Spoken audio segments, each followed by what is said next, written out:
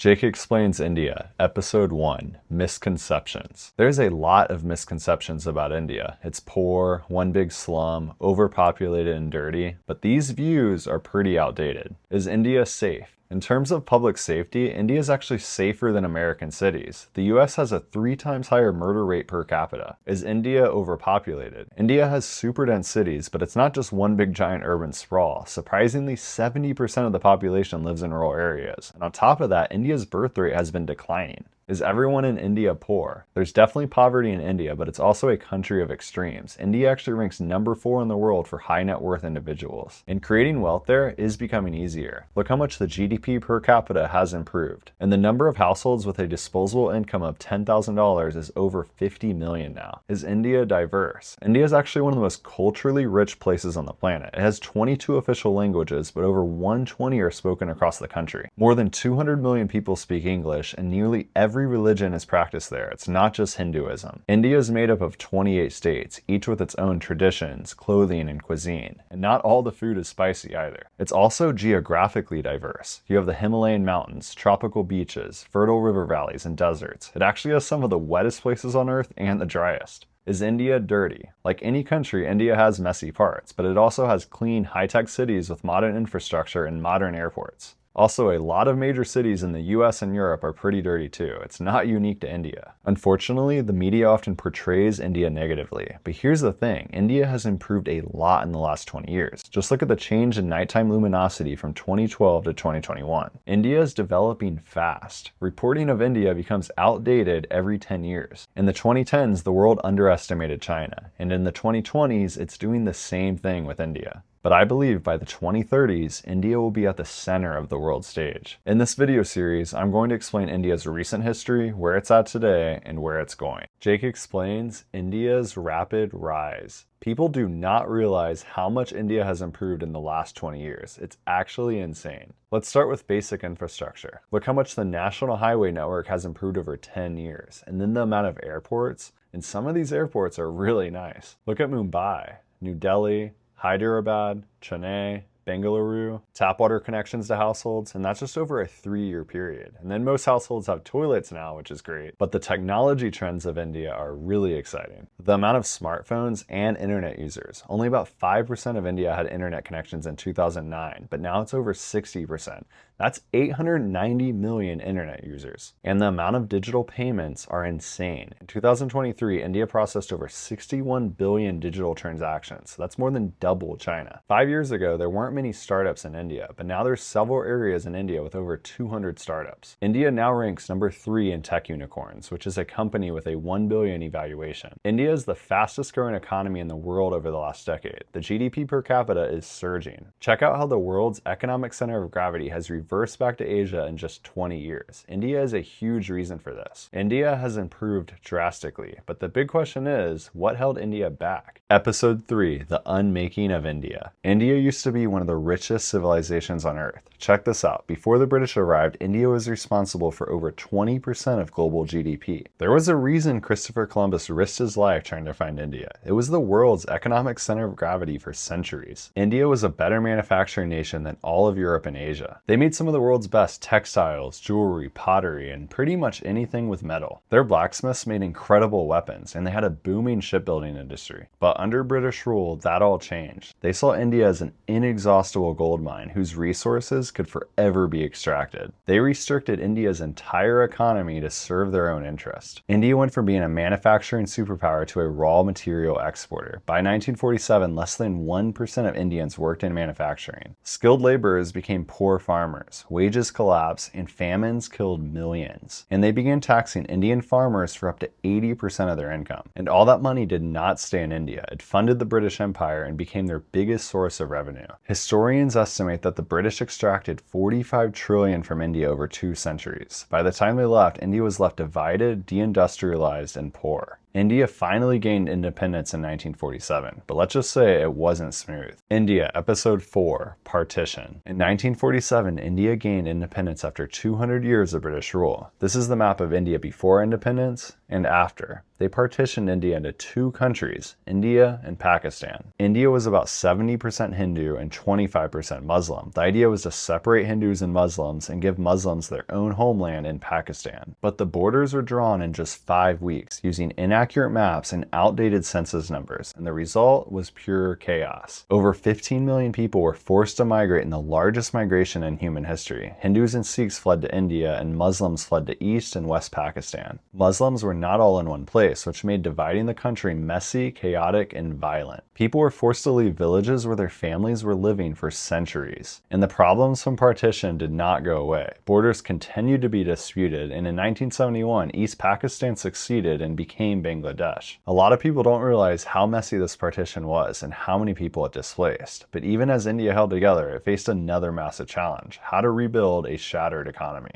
Episode 5, The Uniting of India. After gaining independence, India faced massive challenges: the trauma from partition, millions of refugees, and a shattered economy. But what's even crazier is India wasn't even fully unified. When the British left, India was a patchwork of over 500 princely states, small kingdoms and territories, each with its own ruler. This is what it looked like. Uniting them took a massive effort of diplomacy. Leading the charge was Sardar Patel, the nation's first Home Minister, and his secretary VP Menon, often called the architects of modern India. They were able to peacefully negotiate or sometimes pressure all the states to join the Indian Union. Some states resisted more than others, like Hyderabad, which took a military operation to get it to join. Without Patel, India could have ended up permanently fragmented, like this. But instead, in just 2 years, India was stitched together into a single republic, which is a remarkable political achievement. Now that India was unified, it had to decide what kind of economy this new nation would have. And let's just say it probably wasn't the best choice. Episode 6, The Remaking of India. In the 1950s, the newly unified India had to make a decision. What kind of economy was this new nation going to have? Instead of following the capitalist models of the West, India chose a different path: Fabian socialism. This is a system where you use government power to create a more fair society. The idea is you make gradual change through reforms. But in practice, this meant heavy government control, state ownership of major industries, and strict limits on private business. The economy didn't grow and became tangled in endless bureaucracy, a system known as the license Raj. Every business needed endless government approvals. Imports were tightly restricted, new technology was hard to access, and foreign investment dried up. India was kind of isolated from the booming post-war economy. By the 1980s, it was clear that this system was not working. India had no growth and poverty everywhere. And in 1991, a full-blown financial crisis erupted. India was weeks away from defaulting. They even secretly airlifted gold to the Bank of England for emergency loans. India was desperate, and that crisis sparked major reforms. India lowered its trade barriers, dismantled the license Raj, and began taking in foreign investment. And since 1991, India has experienced substantial economic growth. To summarize, first India had extracting colonialism, then it had stagnating socialism, and now it's rising through capitalism and growing its global influence. Episode 7, India's booming economy. India's economy is exploding. It's already past the UK, and it will soon be the world's third largest economy. From 2015 to 2025, India's economy grew by 77%, the most out of all the major economies. India's economy is so strong now that it's even buying UK companies. Jaguar Land Rover is owned by India's Tata Group, and India's company Reliance owns the British toy maker Hamleys, as well as this British hotel. So what's made India's economy so strong? India has become a global hub for software development as well as business process outsourcing, and it's home to the world's largest IT workforce. India exports an insane amount of software and business services. It makes them over $300 billion a year. India is also becoming a major manufacturing country. Apple now makes 20% of its iPhones in India. Samsung is manufacturing there. Factories are basically popping up all over India. Also, they have a massive young workforce. Over half the population is under the age of 30. India has one of the world's largest startup ecosystems. They now have over 80 startups worth over $1 billion.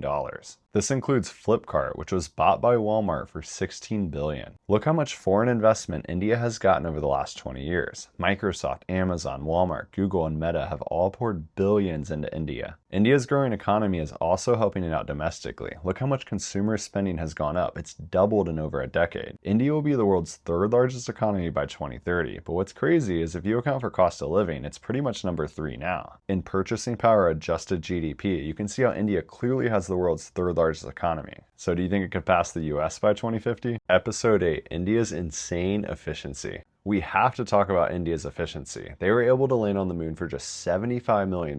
That's less than the budget for the movie Interstellar. There was actually a mini space race to the moon's south pole. Russia spent $200 million on its lander, which crashed on the moon, and India only spent $75 million and stuck the landing. This one's crazy. India built an entirely new parliament building in under 2.5 years during the pandemic and for less than $125 million. Look how nice it is. It's designed to seat 1,272 members of the parliament, and it's shaped like a triangle. India is also now building at mid-century American speeds. During World War II, the US built the entire Alaskan highway in 234 days, laying highway at 0.5 kilometers per hour. But now India builds highway at 1 kilometers per hour. Just look how much India's highway network has improved over the last 10 years. Meanwhile, in the US, it costs $300 million to build one single bus lane. In India, that gets you a whole 4-lane highway. India also built the Delhi Metro ahead of schedule and under budget. It now spans 350 kilometers, making it one of the largest and fastest growing metro networks globally. Healthcare is efficient too. In Bangalore, you can get an open heart surgery for just $1,500. India is using its efficiency to build out digitally too. They're number 1 in digital payments, and they built the world's largest digital ID system.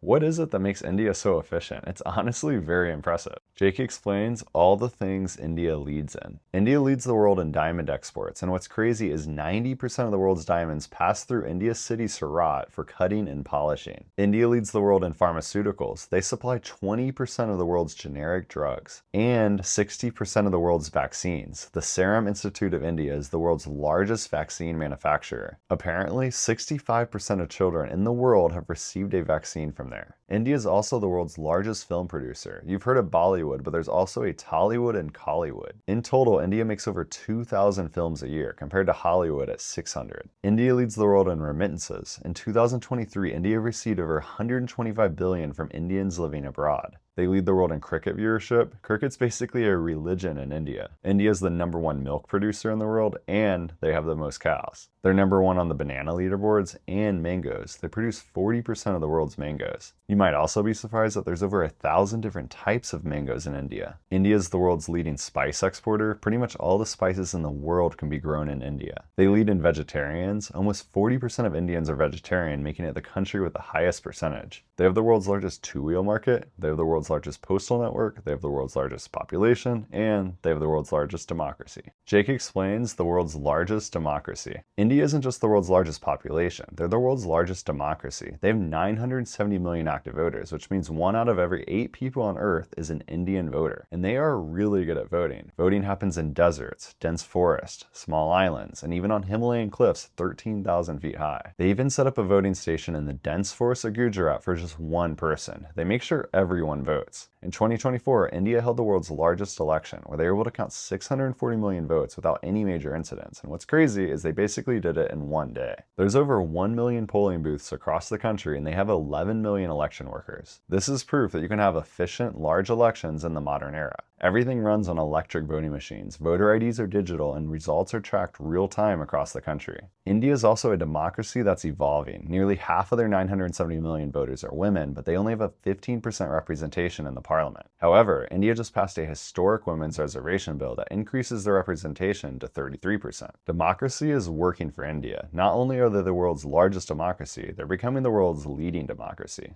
Jake explains the leader of India. Narendra Modi has been the Prime Minister of India for over a decade now. Check this out. With a 78% approval rating, Modi is the most popular leader in the democratic world. But how did this once poor tea seller rise to become the world's most popular leader? Born in Gujarat, Modi grew up poor and sold tea as a child. He spent 2 years in the Himalayas living in solitude, and he joined RSS, a Hindu nationalist organization. And in 2001, he became the Chief Minister of Gujarat after a major earthquake devastated the region. He was credited for turning the state into an economic success. But in 2014, everything changed. With a massive win in a landslide election, Modi became the 14th Prime Minister of India. His party, BJP, secured 283 seats out of 543, and he was re-elected again in 2019 and in 2024. Under his leadership, India has went from the 10th largest economy to 5th. Its GDP has doubled and 170 million people have been lifted out of poverty. But it's not just about economic growth. Modi has fused economic ambition with Hindu nationalism, positioning himself as the protector of India's 80% Hindu majority. His mix of national pride, economic development, and his digital strategy has made him nearly unbeatable in India. Here's a couple quotes from an interview he recently did.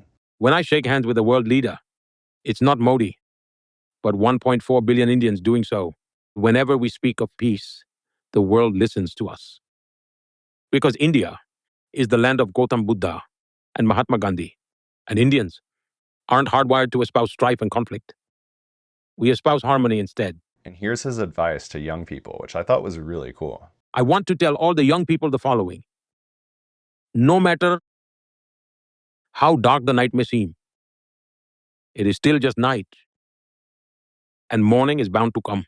Jake explains North versus South India. Check this out. This is the population map of India. 50% of people live above that line, which is surprising because 4 out of the 5 most populated cities are in the south. Why do so many people live in the north? Well, check out the topography map of India. You'll notice at the top there is this massive wall of mountains. That is the Himalayas. They trap moist air coming from the Indian Ocean and it dumps into the plains below, creating one of the most fertile regions on Earth, and it's fed by rivers like the Ganges and Indus. You can see how the river map of India basically matches with the population map. And the north is having way more babies. Check out the birth rates of India. A lot of the southern states are below replacement level. But the population isn't the only thing different about North and South India. Hindu is spoken way more in the north, and the south kind of has a different major language for each state. The literacy rate is higher across the south, and the per capita income is significantly higher in the south. The south may be richer and more educated, but the north holds the real political power. The north has the nation's capital, New Delhi, while the south has Mumbai, the entertainment and finance capital. South India tends to be more laid back, while North India is way more chaotic and faster paced. The south has more spicy food and coconut-based curries, and when you think of Indian food, it's mostly in northern India, like butter chicken and naan. Clothing's different, music's different, and architecture is a lot different too.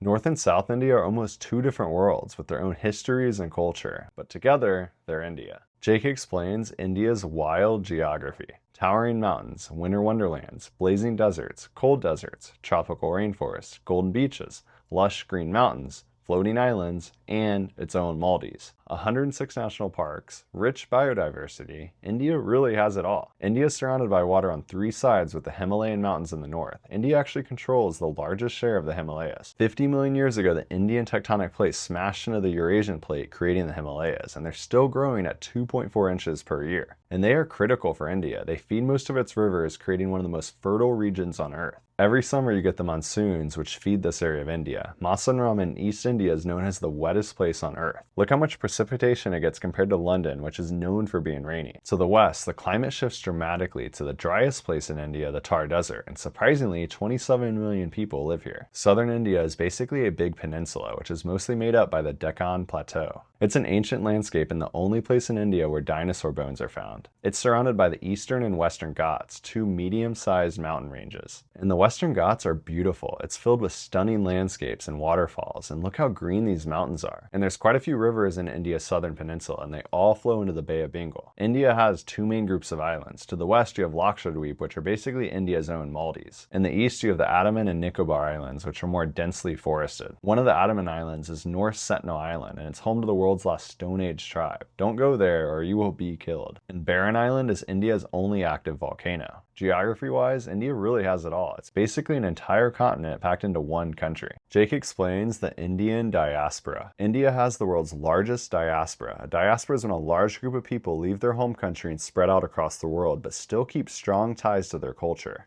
I think the Jewish diaspora is a great example, but the Indian diaspora is insane. Check this out. This is the amount of Indians living across the world. Millions of Indians live in the US, UK, Canada, Australia, and Dubai. Over the last century, India has had a tougher time economically, so Indians began migrating all over. Indians have been able to thrive anywhere and do super well in different economic systems. Dubai is actually insane. Indians basically make up half of Dubai's population. Dubai has been extremely welcoming for Indians, and they've been able to fully take advantage of all the opportunities there, working high-paying jobs in IT and finance. And they've done well in the USA too. Look at the median household income by ethnic group. Indians are #1 by a lot. India leads in remittances received because Indians basically do super well in other countries and then send their money back to their families in India. Indians have become leaders of countries and CEOs of major companies. The Indian diaspora is way more insane than people realize. Indians basically move anywhere and do super well. Jake explains the future of India. You can break the world into two categories, ascending and descending, and India is ascending. They're #1 in digital payments, a leader in telemedicine, #3 in billion-dollar startups, and they're approaching 1 billion internet users. They're going to be a leader in the digital age. But it's not just about tech. India is more unified than ever. They have the world's largest democracy with a 77% satisfaction rating. India has a rising geopolitical role, and they now have the 4th largest economy. And one of its greatest strengths is the Indian diaspora. There are millions of Indians all across the globe thriving in nearly every major economy. This creates a powerful network effect. You can think of China as the centralized powerhouse, but India is more like a decentralized global network. Within the next decade, most English speakers on the internet will be Indian. That's going to reshape the internet and benefit India significantly. Meanwhile, the country of India is going to continue evolving. More modern infrastructure, high-speed rails coming, more tech cities, and more startups. GDP per capita is going to continue to climb, and millions of more people will be lifted out of poverty. There's still a long way to go, but when you combine a rising India at home and a growing global influence abroad, it's clear India and Indians are going to do very well this century. I would say #2 economy by 2050, and it should have cities eventually that rival Dubai and Singapore.